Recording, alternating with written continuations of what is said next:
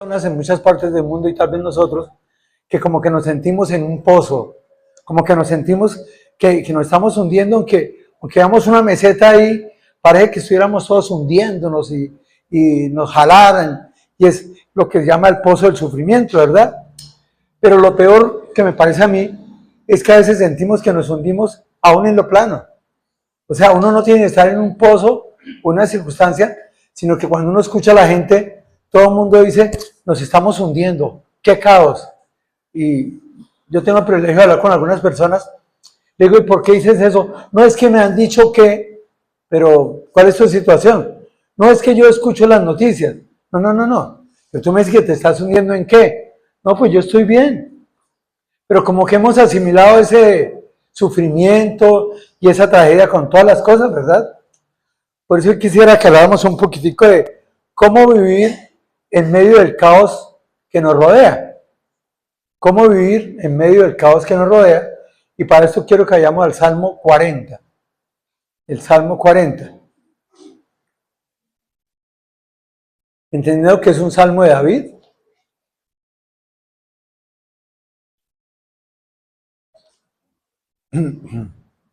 Y cuando miramos el Salmo 40, si yo quisiera pensar en un tema del Salmo 40, voy a hablar de la fidelidad de Dios en medio de las pruebas y obviamente está por un lado la fidelidad de Dios en medio de las pruebas y la respuesta del creyente a esa fidelidad. David comienza agradeciendo a Dios por haberle rescatado una situación desesperada simbolizada en un pozo, en el pozo de la desesperación, en el lodo cenagoso. Esta imagen representa las dificultades extremas de la vida, donde solo Dios nos puede librar. Pero este salmo también destaca la importancia de la obediencia sincera sobre los rituales externos, enfatizando que Dios desea un corazón dispuesto a hacer su voluntad. Este texto lo encontré en God Question, me parece una buena página para resumir estas cosas, ¿verdad? Pero si yo miro el Salmo 40, que es un Salmo de David, yo veo tres etapas del Salmo. La primera etapa, el salmista está en el pozo de la desesperación, y ese pozo de la desesperación puede significar el sufrimiento y el pecado. Lo segundo es cómo Dios lo saca de allí, lo lleva a una roca, donde encuentra estabilidad, donde alaba a Dios, y se da cuenta que lo que tiene que hacer es obedecer a Dios. Y por último, los últimos versículos nos hablan de la importancia de clamar por la misericordia en todo tiempo. Es decir, en medio de las pruebas, Dios nos lleva a una parte estable, pero ahí no acaba todo. Ahí siguen habiendo pruebas y dificultades, pero ya confiando en el Señor. Si yo miro el Salmo de David, encuentro cuatro grandes pasos. El primero es la plena confianza, esperanza y paciencia en Dios. David ora confiadamente, espera el actuar de Dios aún en medio de la situación caótica por la cual está pasando. Lo segundo es un tiempo de alabanza y testimonio. Después de que David es librado del pozo y lleva a una roca, y David allí alaba a Dios y proclama sus maravillas e invita a otras personas para que conozcan de Dios. El punto 3 es la obediencia antes que el sacrificio. David afirma que Dios no se complace tanto en los sacrificios como en la obediencia y el cumplimiento de su voluntad. Importa la relación profunda y personal con Dios. No, lo que debe gobernar nuestra vida no son las tradiciones, sino lo de ser plenamente Dios. Y por último, está la súplica continua. La vida de fe implica una dependencia constante del Señor en medio del caos del mundo. Ese sería el resumen de todo. Pero hay 4 puntos importantes que es lo que vamos a estudiar. Pero para mí el Salmo de David me fascina. ¿Por qué me fascina? Porque todo el Salmo es de contrastes. Yo no puedo hablar de una idea, porque cuando toco una idea hay otra puesta al lado. Si yo miro al hombre aparece Dios. Si miro el peligro aparece la protección. Todo es así. Y si yo quisiera resumir el Salmo en contrastes, entonces también puedo encontrar la maldad humana, las pruebas y la transformación que hace que el hombre, en este caso David, pueda confiar, alabar y obedecer totalmente a Dios. Y si eso está en una parte, pues el contraste está en la grandeza y en el actuar de Dios, quien desea ser obedecido. Este es el gran contraste. Para mí este es el tema central del Salmo.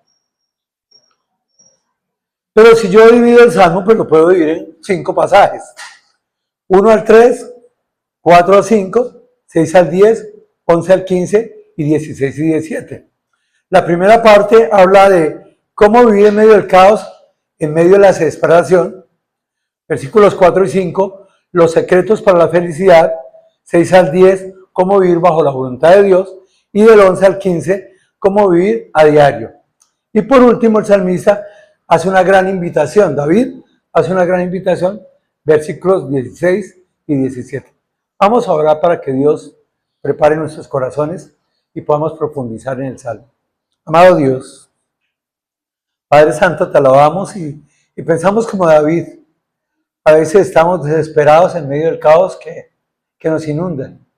Cuando escuchamos las noticias, cuando vemos nuestro país, pero no solo nuestro país, porque si cogiéramos maletas y nos fuéramos para otro lado, tal vez hay muchas partes del mundo que estén igual o peor que Colombia. Por eso, Padre, entendemos que el problema es el caos mundial, porque nos hemos separado de ti. Pero como tu amor, tu misericordia, nos llama a refugiarnos en ti. Esa roca firme que puede cuidar nuestras vidas. Pero como el llegar a esa roca firme debe transformar nuestras vidas en alabanza, en gloria, confianza y dependencia en ti, Señor. Pero también esas vidas transformadas deben de servir de testimonio para transformar un mundo caótico y perdido. Guíanos a través del Salmo de David a entender parte de ese Salmo, pero más que todo a comprenderlo y vivirlo, así como vivimos en este caos mundial. En Cristo Jesús. Amén. Bueno, vamos a ir como de costumbre paso a paso. Muchas veces yo he enseñado solo estos 3 versículos, porque estos 3 versículos dan tema para mucho. Hoy vamos a hacerlo lo más rápido posible. Dice, vamos a ver contrastes acá. Voy a leer los 3 versículos y luego les voy a preguntar si hay algún contraste. Dice, pacientemente esperé a Jehová y se inclinó a mí y oyó mi clamor y me hizo sacar del pozo de la desesperación, del lodo cenagoso. Puso mis pies sobre peña y enderezó mis pasos. Puso luego en mi boca cántico nuevo, alabanza a nuestro Dios. Verán esto muchos y temerán y confiarán en Jehová. ¿Qué contraste ven ahí? ¿O no hay contraste? Hay más de 3 contrastes ahí. ¿Alguien me dice uno? ¿Y? ¿Qué es un contraste? Está la situación desesperante del salmista y la interpretación de Dios para darle tranquilidad. Perfecto. ¿Qué más?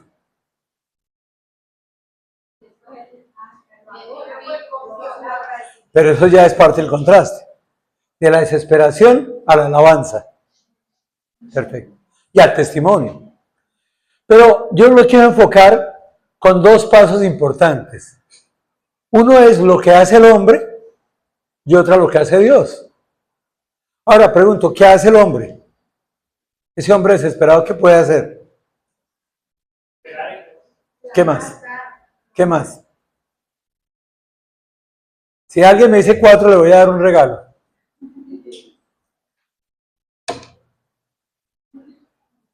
¿Qué pasó?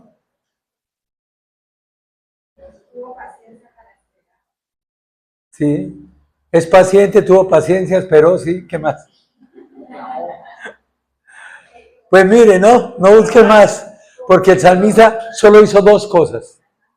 Estaba totalmente desesperado, pero en medio de la desesperación, ¿qué podía hacer él? Y quiero que entiendas, ¿qué puedes hacer tú y qué puedo hacer yo en medio de la desesperación? Ahora, ¿en dónde estaba él? Yo me acuerdo de hace muchos años, había unas películas donde uno veía al actor en el lado cenagoso, en arena movediza. Y era cuidado que mientras él más pataleaba, más de un día. Y le decían, quédese quieto, y él no respira, hasta que alguien le da un lazo. Hay etapas en nuestra vida, que a veces no quedamos en cuenta, que mientras más pataleamos, más nos hundimos. Mientras más queremos hacer las cosas por nuestros medios, más nos hundimos. Y el salmista que había pasado por eso nos dice, mire, solo el hombre puede hacer dos cosas. Uno, orar, clamar. Y lo otro, esperar pacientemente. Eso es lo único que puede hacer el hombre en la desesperación. Porque mientras más intenta hacer, más se hunde. Más se hunde. Yo conozco personas que deben 1 millón de pesos y hacen préstamo y préstamo y al tercer mes uno dice, ¿cómo va? Ya debo 5. Porque queremos hacer las cosas por nosotros mismos. Y si uno está en una parte desesperante, lo que tiene que hacer es clamar a Dios y esperar en Él. Y si esa es una parte del contraste, la otra parte del contraste obviamente es el actuar de Dios. Entonces vamos a mirar el actuar de Dios ahí mismo. ¿Qué hace Dios?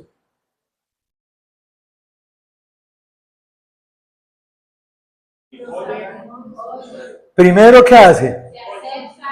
Entonces llega en el tiempo apropiado. Me dice, pacientemente esperé a Jehová. ¿Qué sabía el salmista? Que Dios iba a actuar. Lo más importante que debe hacer un creyente es entender que Dios está en medio de mis circunstancias. Y que Dios va a actuar. ¿Cómo? No tengo ni idea. Pero Dios va a actuar. En medio de la enfermedad mía y de todos estos procesos, me decían, oye, ¿usted qué va a hacer? Le digo, esperar pacientemente, porque que mientras más patalee, peor. ¿Verdad? Hace unos días pasé por una cita de anestesia para una cirugía de rodilla. Y me dice el médico, mano, yo a usted no lo puedo dar anestesia porque lo suyo es muy complicado. Me toca remitirlo a un nivel más especializado. Entonces fui yo allá, llegué a un sitio y me dice, Jorge, ¿cómo le fue? Le dije, no, me dijeron eso. Ay, no, ¿y ahora qué va a hacer? Pues nada. Espera, ¿qué más hago yo? O sea, afanarme no lo voy a hacer. Me dicen, pero ¿cómo sigue bien? ¿No me ve caminando? Entonces, supuestamente la gente piensa que con la lesión que yo tengo en la rodilla, yo no debería caminar. Pero camino mucho más que muchos. ¿Y qué hace? Pues esperar en Dios. O sea, ¿yo qué más puedo hacer? Yo no me puedo ir a hospitalizar yo, operar yo mismo. ¿Qué es lo que nosotros tenemos que hacer? Esperar en Dios. El gran problema de muchos de nosotros es que estamos en problema y queremos hacer una cosa y otra cosa y no nos damos cuenta que mientras más intentamos hacer, más nos hundimos. El salmista sabía, se sentía en el pozo de la desesperación, en el lodo cenagoso y dijo, yo espero, porque Dios va a llegar en el momento apropiado. Lo segundo que hace Dios, dice que se inclinó a mí. ¿Sabes que yo he aprendido que es Dios quien viene a ver mis necesidades? Yo clamo, yo oro, pero yo nunca oro para que Dios me escuche y conozca mis necesidades. Porque Dios las conoce. O sea, imagínate yo sorprender a Dios ahorita y decirle, ay Dios mío, tú sabes que yo estoy con gripa. Entérese que yo estoy con gripa. Y Dios dice, ay, ¿verdad, Jorge? ¿Y eso? Nada. No hay nada en nuestra vida que pueda sorprender a Dios. La oración nunca es para informar a Dios. La oración es para decirle a Dios, ¿sabes qué, Señor? Confío en ti y voy a esperar en ti.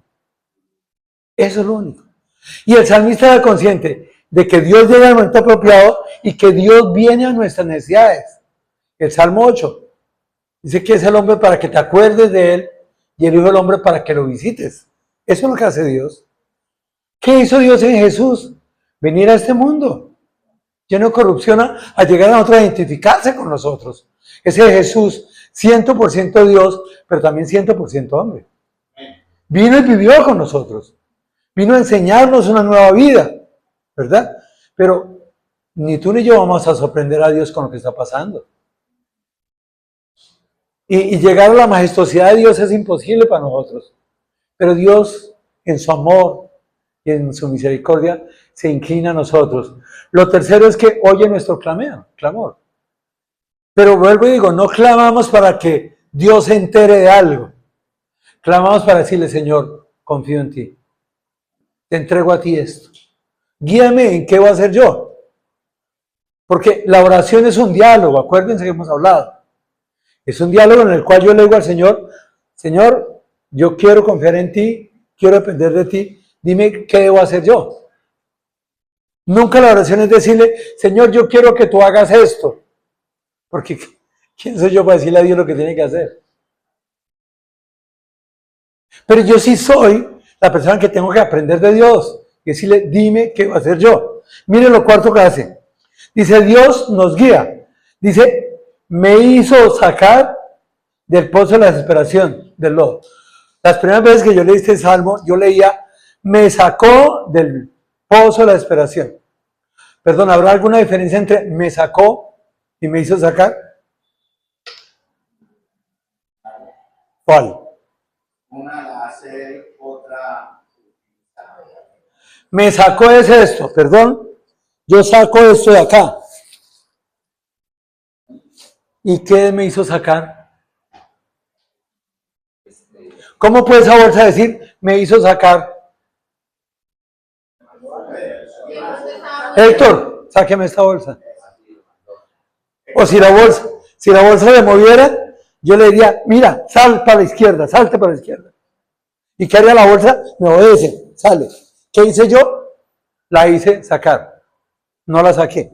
¿Qué es lo que hace Dios? Dios obra de tantas maneras, pero dos básicas. Me guía en lo que yo voy a hacer. Por eso, ¿para qué la oración? La oración es para decirle, Señor, yo confío en ti. Guíame en qué voy a hacer. Y entonces cuando yo digo, Señor, confío en ti, guíame en lo que voy a hacer, ¿qué hago yo? Esperar pacientemente a que Dios me guíe. ¿Para qué? Para yo salir del pozo de la desesperación. Pero Dios me guía. Me hizo sacar del pozo de la desesperación del lodo cenagoso. Y es que la situación de salmista era muy dura. Él sentía que se hundía y cada vez se hundía más. Pero dijo, a pesar de que me estoy hundiendo, yo sé que Dios va a actuar. Y cuando ya el agua me esté dando acá, me sacará. Y eso hizo Dios, lo hizo sacar. Lo quinto, Dios nos estabiliza. Dice, puso mis pies sobre peña. ¿En dónde estaba? ¿Y dónde le puso? ¿Algún cambiecito hubo? ¿Pero fue algún cambio notorio? Eso es lo que Dios quiere hacer en tu vida. Dios quiere transformar tu vida totalmente. No cosas pequeñitas. Él quiere sacarte de la desesperación a la estabilidad total y plena. Él quiere cambiar nuestra vida. Quiere tomar lo poco que somos nosotros, lo vulnerable que somos nosotros, para estabilizarnos. Dice, puso mis pies sobre qué. Estaba aquí cada rato hundiéndose. Y no sé cómo Dios lo guió y le dijo, párese acá, en algo estable. Dios quiere que nuestras vidas sean estables, en la roca. ¿Verdad? Lo sexto, ¿qué hizo Dios? ¿Qué más hizo Dios? ¿Será que él era con pie chapín? ¿Ah? Ay, no dice enderezó mis pies. ¿Qué fue lo que enderezó? ¿Y qué quiere que enderezó mis pasos?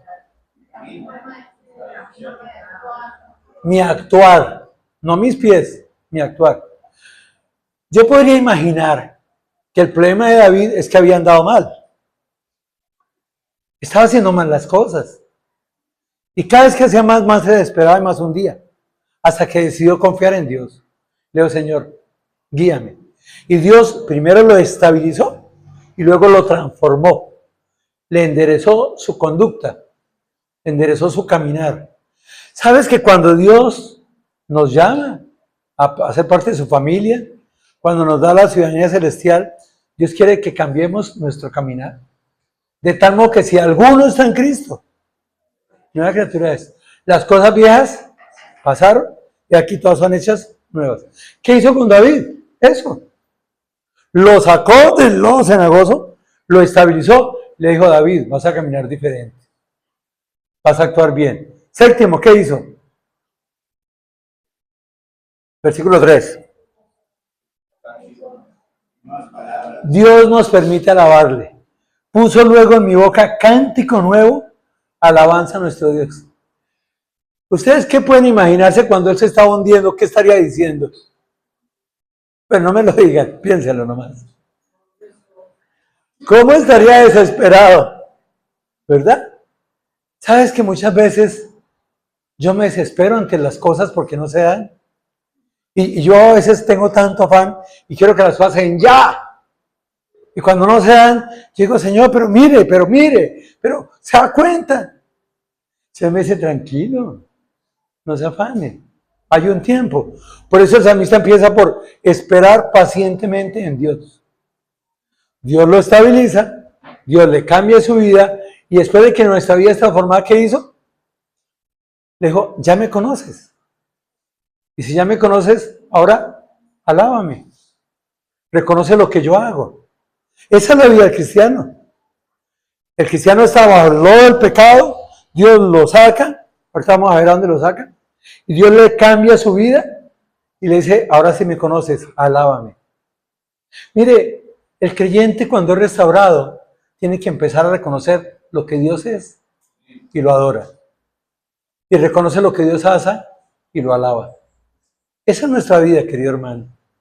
Si nuestras vidas han sido transformadas es para alabar a Dios, para adorar a Dios. Y por último, ¿qué hace?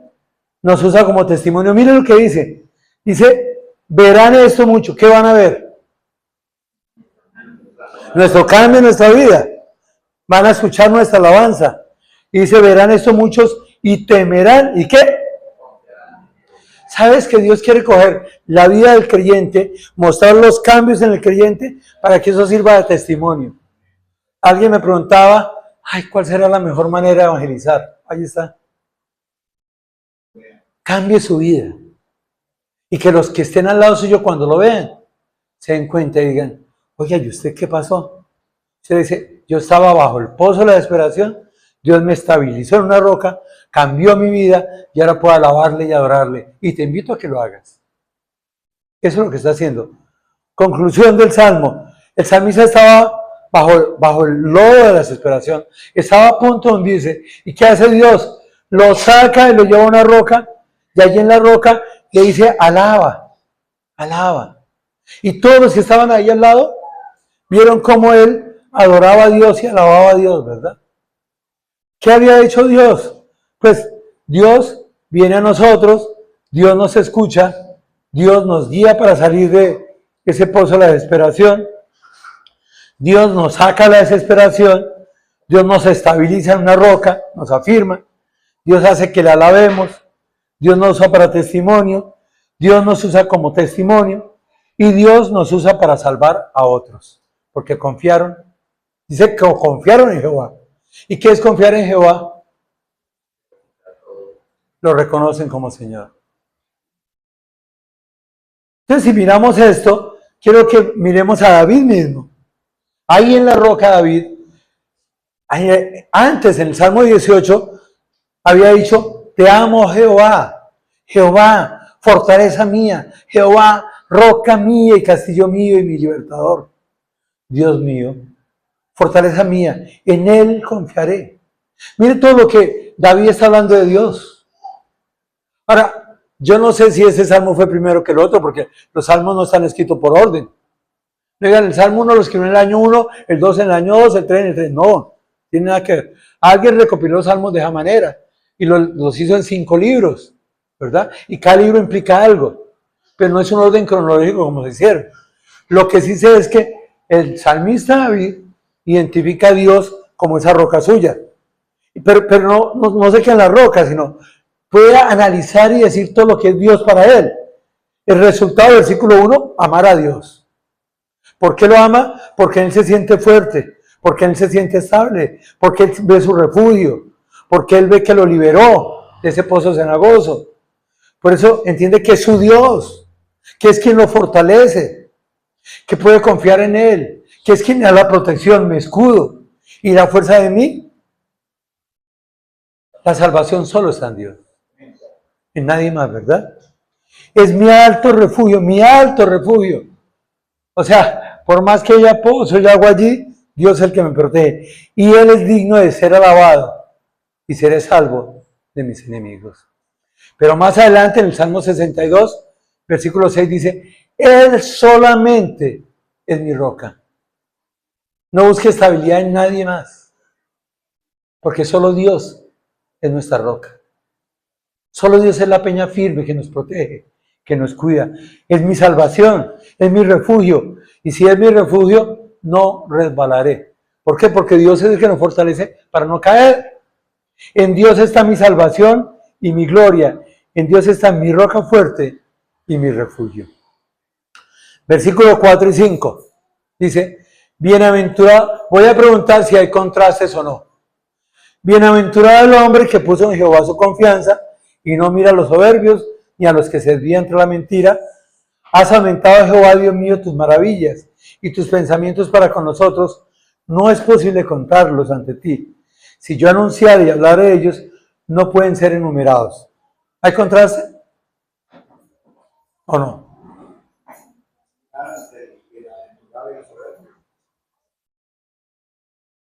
Pero ¿quién es el bienaventurado y quién es el soberbio?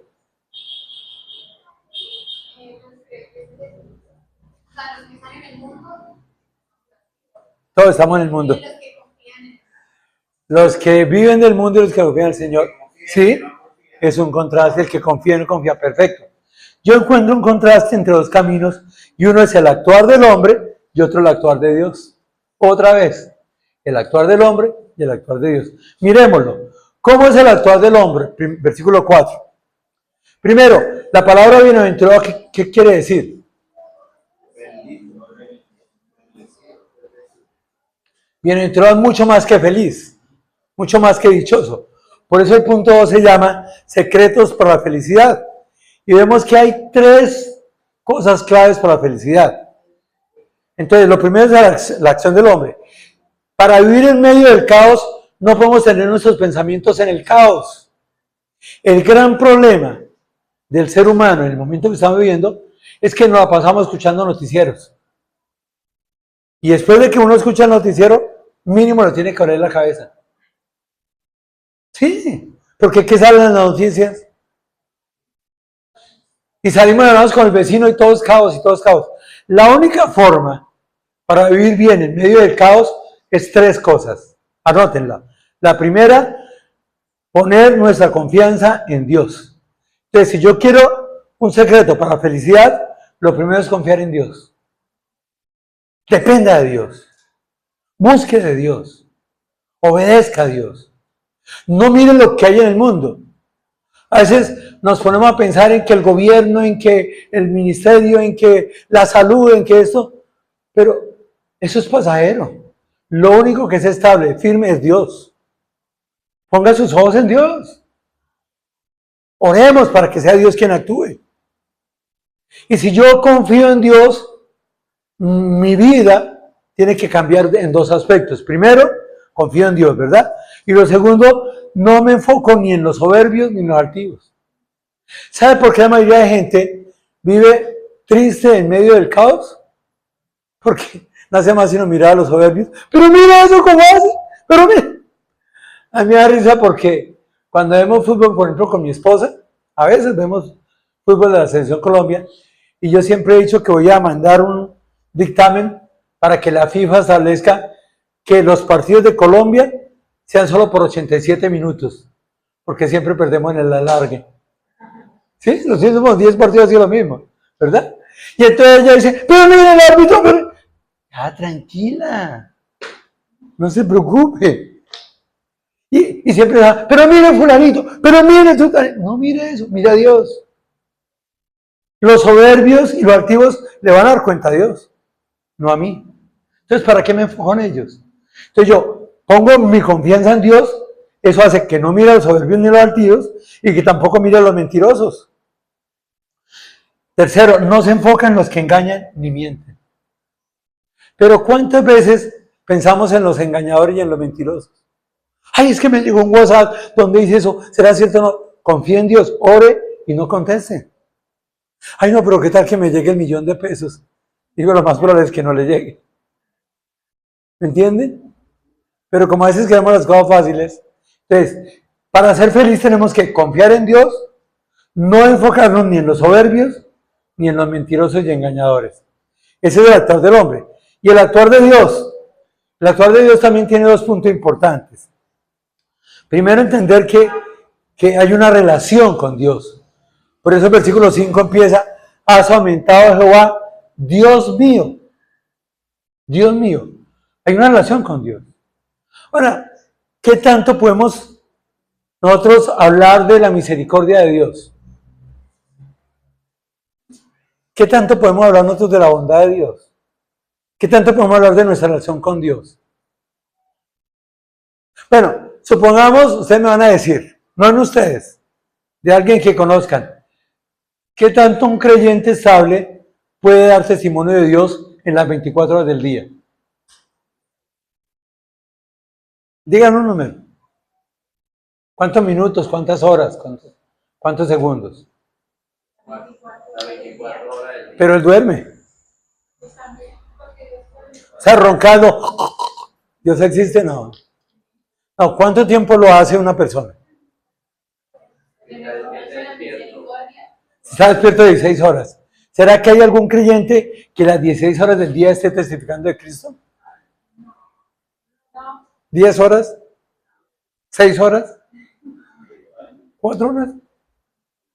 ¿2 horas? ¿1 hora?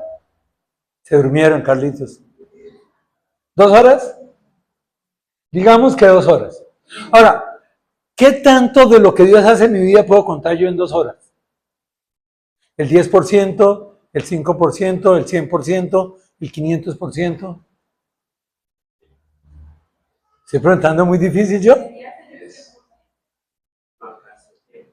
No alcanza el tiempo. Entonces lo que dice el texto, dice, has aumentado Jehová, Dios mío, tus maravillas. Y el texto nos dice que hay dos cosas, importante otra vez, contraste, entre la grandeza de Dios y la limitación humana.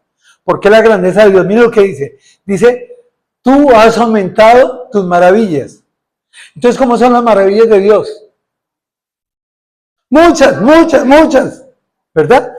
En la PDT dice, oh Señor mi Dios, has realizado muchas maravillas a nuestro favor. Son tantos tus planes para nosotros que resulta imposible enumerarlos. ¿Por qué? Porque no hay nadie como tú. O sea, el texto parte de una cosa. Dios es tan grande, que no hay un ser humano capaz de contar la grandeza de Dios. Siempre nos vamos a quedar enanos. ¿Y por qué? Porque es que Dios es muy maravilloso. Y hay cosas que Dios hace que yo no sé. ¿Cuántas cosas ha hecho Dios en mi vida de las cuales yo ignoro? ¿Cómo las voy a contar? Si ni yo soy consciente de eso. Segundo, Dios es amoroso. Ahora, el texto dice, y tus pensamientos para mí. Pero la aplicación que se da ahí, es como dice la PDT, tus planes para mí. O sea, ¿Dios tiene planes para ti? ¿Dios tiene planes para mí? Dios quiere que tú y yo, o sea, Dios nos llama al ministerio. No por nuestras capacidades, sino por su grandeza. O sea, yo no estoy acá porque yo haya sido una persona que fui estudiado en un seminario tal, o que fui preparado. No, nada. Yo estoy acá es por la misericordia de Dios. No porque yo lo merezca. No porque yo tenga capacidades. Es por la pura misericordia de Dios. ¿Me entienden? Y Dios tiene planes para mí. Pero ¿sabe qué es lo mejor? Que Dios tiene planes para ti. La pregunta es si tú estás dispuesto a caminar en los planes de Dios. ¿Sabes que David dice, tú eres tan grande? Tus planes son tan grandes para mí, ¿verdad? Que no es posible contarlos ante ti. No es posible contarlos. Yo no puedo contar todo lo que Dios ha hecho en mi vida. Hace 3 días, Jonathan, estuve en Came y vino una chica de Estados Unidos, Nils, creo que se llama, que es la que apoyaba a Came durante el tiempo. Me dicen, Jorge, cuéntanos un testimonio suyo. Yo contar algo mío. Primero que todo, ustedes saben que a mí no me gusta hablar. Yo detesto hablar en público. No me gusta para nada. Pero Jorge, lo hemos oído dar conferencias. Sí, pero no las doy por mí. Las doy porque Dios me usa. Pero no es por mis medios. Yo no estudié en ningún seminario, yo no he estudiado en ningún lado. Yo lo poco que sé es porque Dios me permite entender la palabra y bosquejarla. Y me toca estudiarla, ¿verdad? Me dice, pero esas presentaciones que usted hace, digo, porque me gustan, pero Dios me guía en cómo hacerlas. O sea, nada de lo que yo hago es mío, todo es de Dios. Pero lo más lindo es que Dios quiere obrar también en tu vida. La pregunta, ¿estás dispuesto a confiar en Él?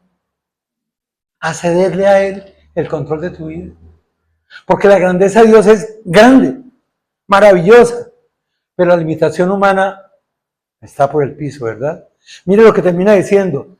Dice, no es posible contarlo ante ti. Si yo anunciara y hablara de ellos, no pueden ser enumerados. O sea, ¿qué hombre es capaz de hablar de la grandeza de Dios? Nadie puede definirlo. Quedamos siempre cortos. Por más que hablemos de Dios, nos vamos a quedar cortos. El miércoles fui a una conferencia médica se llama Medicina Bioreguladora y nos dieron unas conferencias sobre cómo yo puedo actuar en las enfermedades por medio de la naturaleza.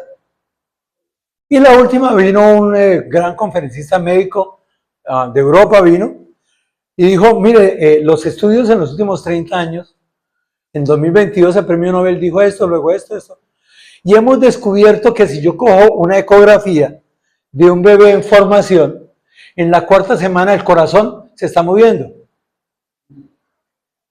¿Qué tiene de malo? Pues eso pasa. Pero en la cuarta semana no hay cerebro. Espere. El corazón se mueve, pero no hay cerebro. Entonces, ¿quién mueve el corazón? Entonces yo dije, no entiendo.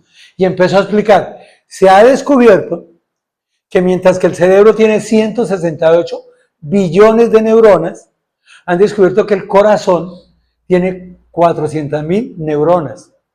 ¿Cómo así? Sí, es que en el corazón hay un cerebrito. Y esas neuronas que hay en el corazón son las que permiten que la vida nazca ahí en el corazón.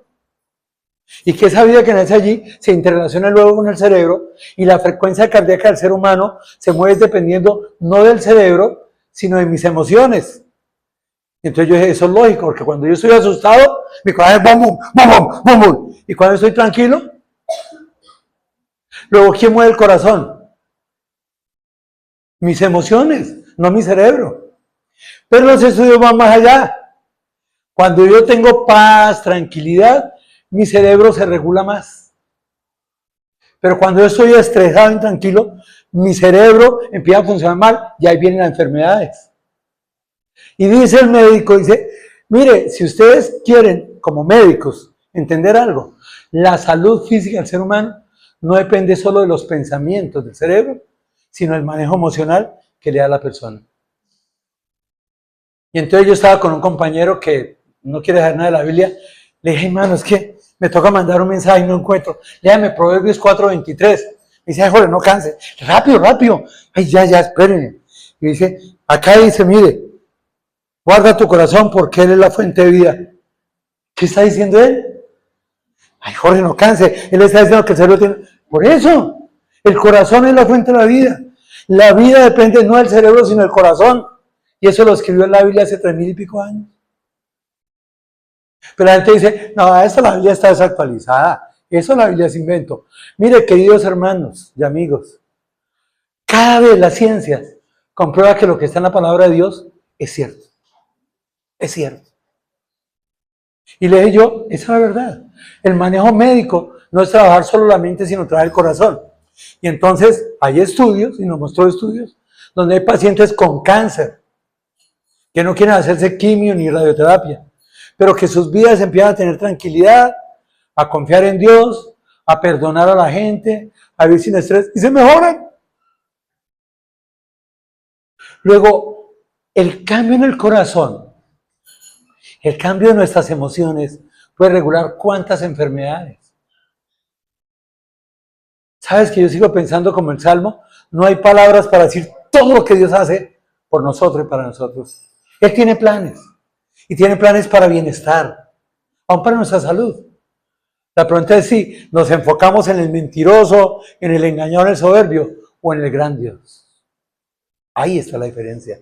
Versículo 6 hasta el 10 dice, sacrificio y ofrenda no te agrada. Vamos a ver cómo vivir bajo la voluntad de Dios.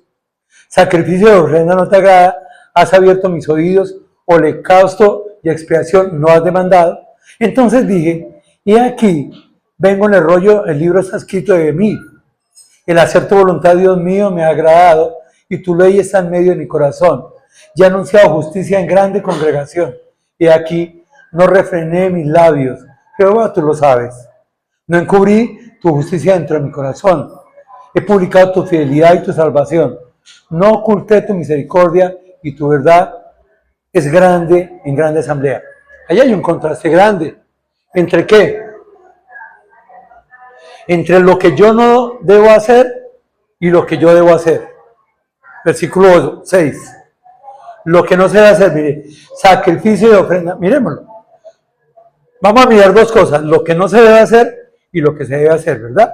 Lo que no se debe hacer, versículo 6, lo que se debe hacer, versículo 7 en adelante. Entonces, ¿qué es lo que no se debe hacer? Mire que hay tres frases ahí. La primera, sacrificio y ofrenda no te agrada. O sea, ¿qué es lo que no le agrada a Dios? ¿El qué? Y ustedes dicen que hablando que ofrendemos. ¿Qué es lo que no le agrada a Dios? Sacrificio y ofrenda. ¿Por qué? Porque eran tradiciones, porque eran ritos. Y la gente no iba con el corazón abierto, sino, ¿se acuerdan que algunos se paraban en las esquinas para orar y decir, miren acá, para que los vieran de allá y de allá? Y para ofrendar, hacían voy a ofrendar.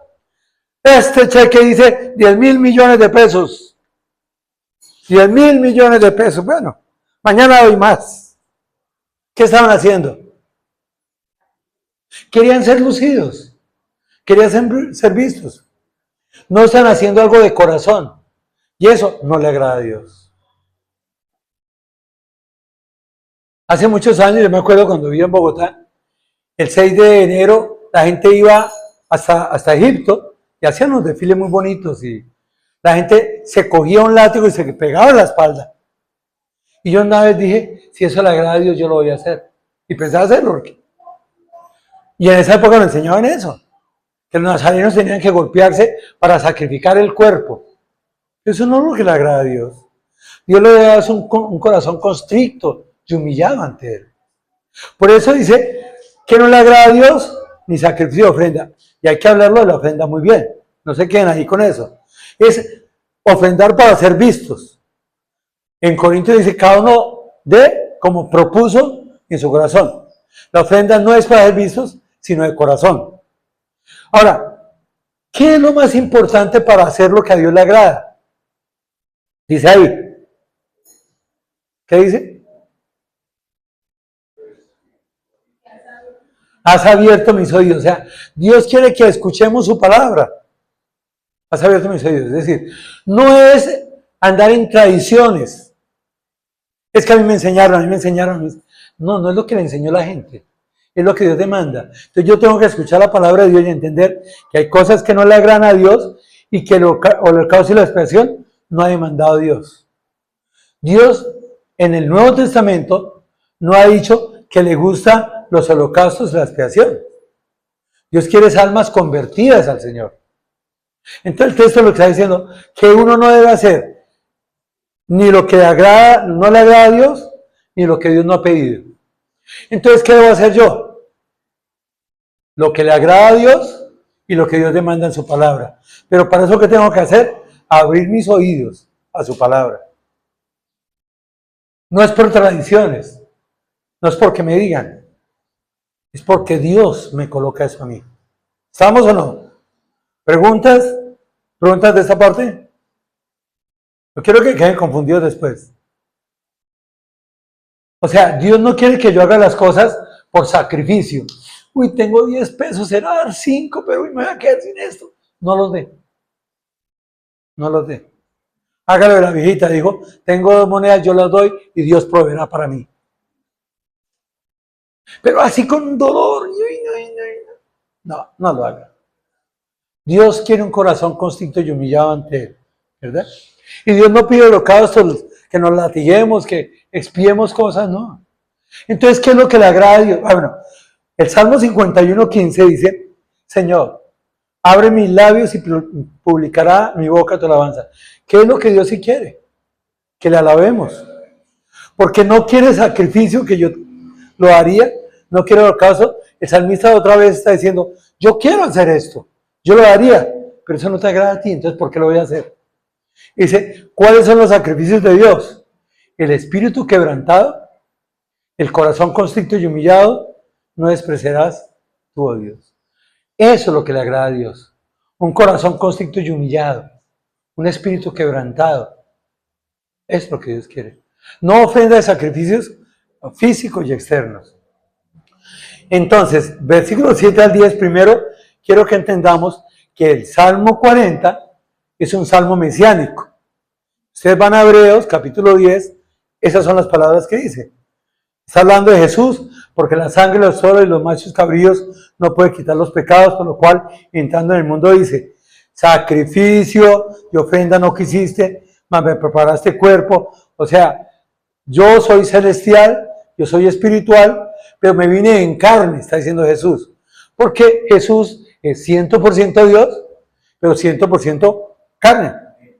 Y funciona como Dios y como hombre. Es lo que está diciendo acá. Holocaustos, expiaciones por el pecado no te agradaron. Entonces dije, y aquí que vengo Dios, ¿para qué? ¿Qué es lo que va a hacer el creyente? Hacer la voluntad de Dios. No tradiciones ni holocaustos. Y dice Jesús, como en el rollo del libro estaba escrito de mí, diciendo primero, sacrificio, ofrenda y holocausto y expiaciones por el pecado no quisiste, ni te agradaron, los cuales cosas se ofrecen según la ley. Eso estaba en la ley. Pero nosotros vivimos por gracia. Ahora, si alguien hace eso, ¿cuánto la ley debería hacer? 100% de la ley. Si alguien quiere vivir por la ley, hágalo, pero cumpla el 100% de la ley. Y si nadie la pudo cumplir, usted no la va a cumplir.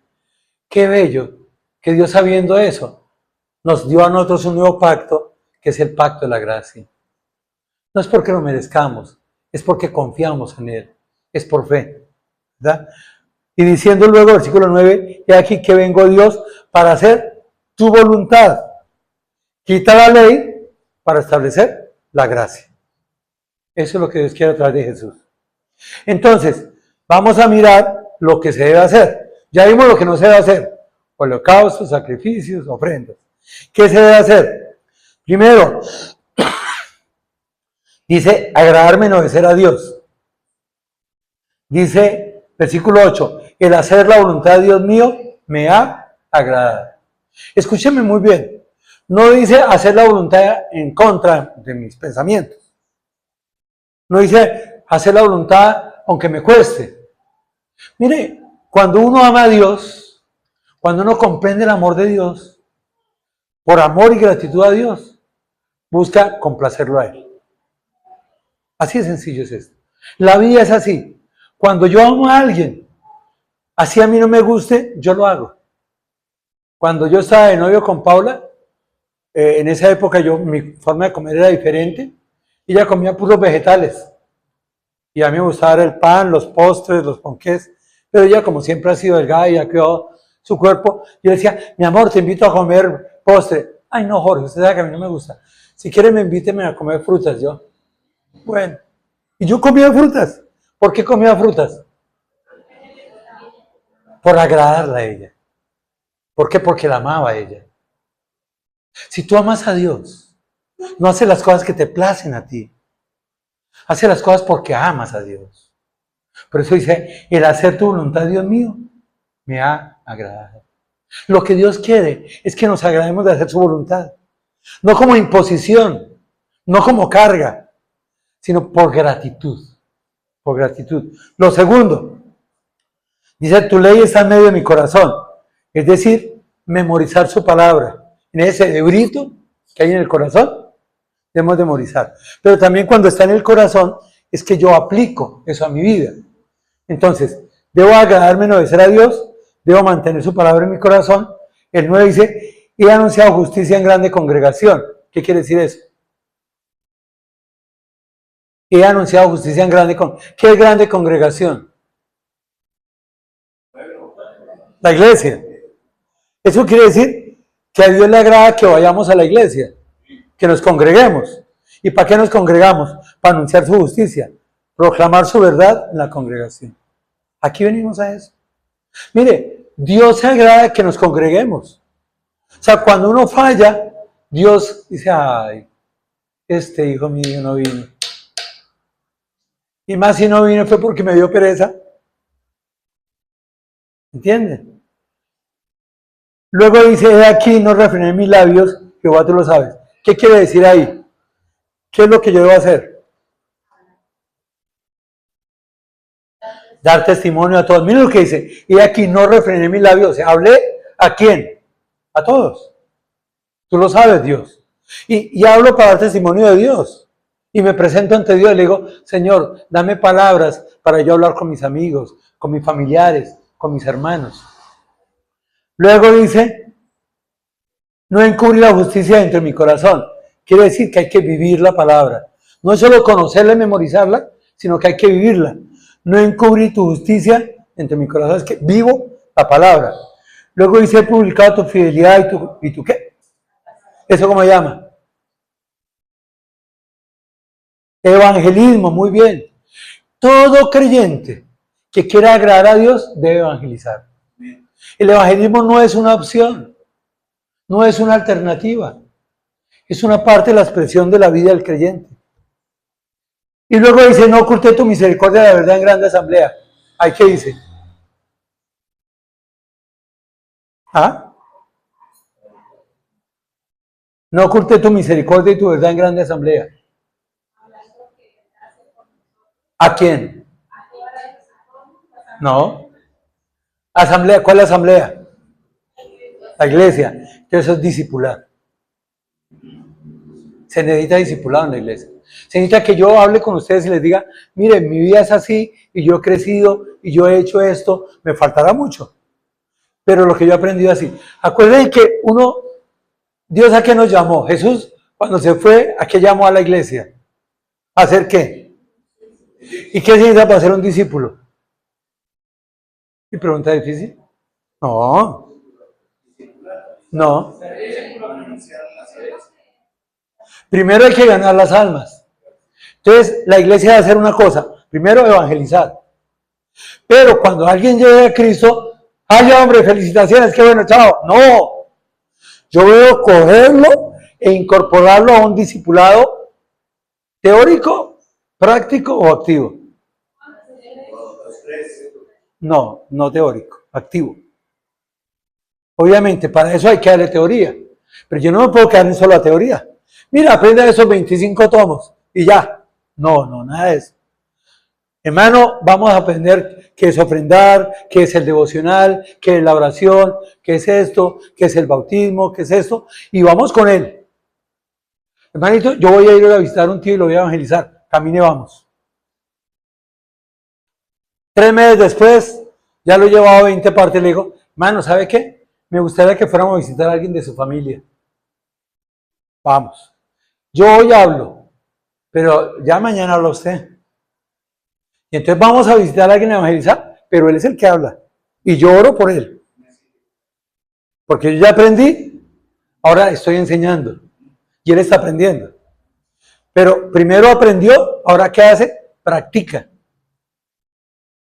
Y entonces seguimos y él va a practicar. Y luego ¿qué hacemos? Llamamos a otro. Y entonces yo enseño, él enseña y el otro aprende. Y después le digo, ¿sabe qué, hermano? Hay otra persona que necesita mi ayuda. Ustedes dos quédense. Y eso se llama multiplicar. El discipulado es multiplicador, no es sumar.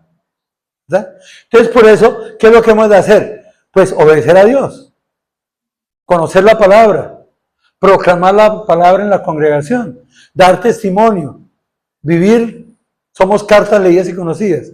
Así evangelizamos, luego discipulamos. Pero la cosa no queda ahí porque la vida continúa. Entonces, ¿qué hay que hacer a diario?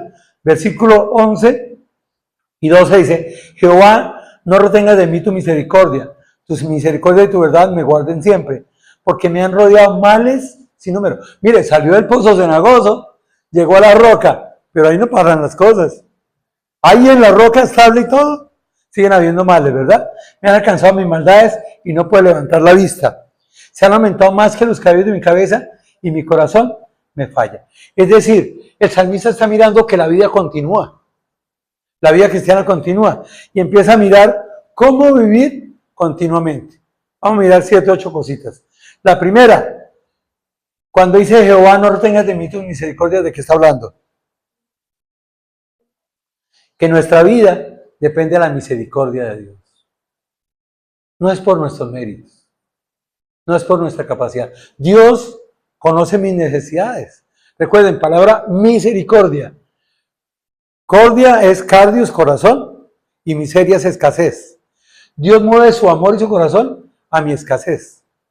En el caso mío, mi mayor escasez era la falta de conocimiento, la falta de capacidades, la falta de actitud.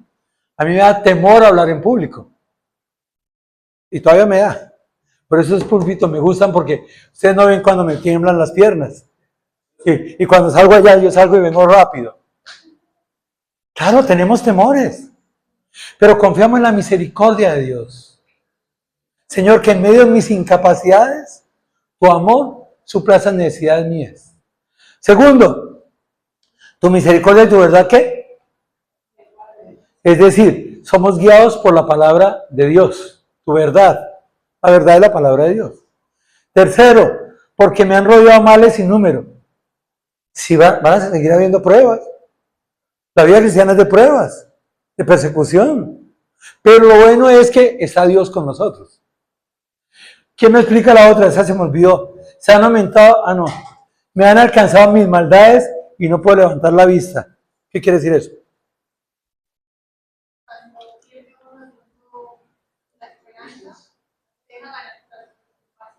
Por las cosas que pasan. ¿Cuáles? Ya te digo cuáles. ¿Quién? ¿Las qué? Perfecto. Mire, se han aumentado, perdón, ¿me han alcanzado qué? ¿Qué es maldad? Y mis... Claro. El creyente no es perfecto. Dios es tan misericordia, por eso empieza por la misericordia, que podemos fallar. Pero una cosa es que pequemos y otra, como veíamos ayer, que practiquemos el pecado. Son dos cosas distintas. Yo puedo de vez en cuando pecar porque algo sucedió, pero voy en proceso de mejora y de transformación, ¿verdad? Por eso dice, me han alcanzado mis maldades y no puedo levantar la vista. La gran diferencia es que cuando yo peco, me voy a sentir avergonzado. Lo que está diciendo el texto, y pequé, no, Dios mío, Señor. Pero yo no puedo decir, pequé y qué. Yo he sido así. Y yo he visto unos que pecan más que yo. No. El cristiano cuando peca, el Hijo de Dios cuando peca, se debe sentir avergonzado. Y va a Dios. Y le dice al Señor, perdóname y cámbiame. Y transfórmame.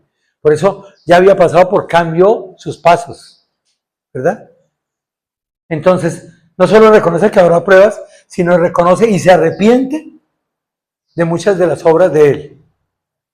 Y luego dice, se han aumentado más que los cabellos en cabeza. Hay que revisar nuestras emociones, ¿verdad? Y mi corazón me falta. Hay que entender que a veces las emociones nos afectan. Pero si yo me he ido por algo, yo arrepentirme también, porque es parte de mis maldades. Y yo no puedo decir, mi carácter ha sido así, ¿qué? No, para nada. Y otras más, dice el versículo 13, quieras, oh Jehová, librarme, Jehová, apresúrate a socorrerme. Serán avergonzados y confundidos aún los que buscan mi vida para destruirla. Vuelvan atrás y avergüéncense los que mi mal desean. Serán asolados en pagos de ofrenda los que me dicen, ea, ea. Está diciendo que para vivir continuamente, Dios nos protege de otros. Primero, hay que tener una vida de oración. Quieras, oh Jehová, librarme, Jehová, apresúrate a socorrerme. Él está diciendo a Dios, socórreme, ayúdame. ¿Qué está haciendo? Orando. El creyente siempre tiene que tener una vida de oración diaria y continua. Y más cuando hay pruebas. ¿Verdad? Lo segundo, hay que confiar en la protección de Dios. Sean avergonzados y confundidos aún los que buscan mi vida para destruirla. Confiar en la protección de Dios. Y por último dice, hay que dejar la venganza a Dios. Vuelvan atrás y avergüéncense los que mi mal deseen y sean asolados en pago de su ofrenda los que me dicen. ¿Quién es el que va a actuar? Dios. Yo no tengo por qué buscar venganza de otros porque ¿quién soy yo para vengarme de alguien? O para juzgar a alguien. Yo lo que hago es confiar y depender de Dios, ¿verdad? Mirar cómo está mi vida y si siento vergüenza, arrepentirme y cambiar. Pero cuando son los otros, Señor, oro por ellos. Qué bueno orar por los enemigos también. Y qué bueno amar a los enemigos. Y por último, dice 16 a 17 la gran invitación. Gócense y alégrense en ti todos los que te buscan y digan siempre los que aman tu salvación. Jehová sea enaltecido. Aunque afligido yo y necesitado, Jehová pensará en mí. Mi ayuda y mi libertador eres tú. Dios mío, no te tardes. Está diciendo, bueno, revisemos todo el Salmo. David primero es llevado a la desesperación y de la desesperación es sacado a la alabanza. Sale del pozo de la desesperación y es llevado a la roca a alabarlo. Da testimonio a todos y obedece a Dios. Lo segundo, bueno, de ahí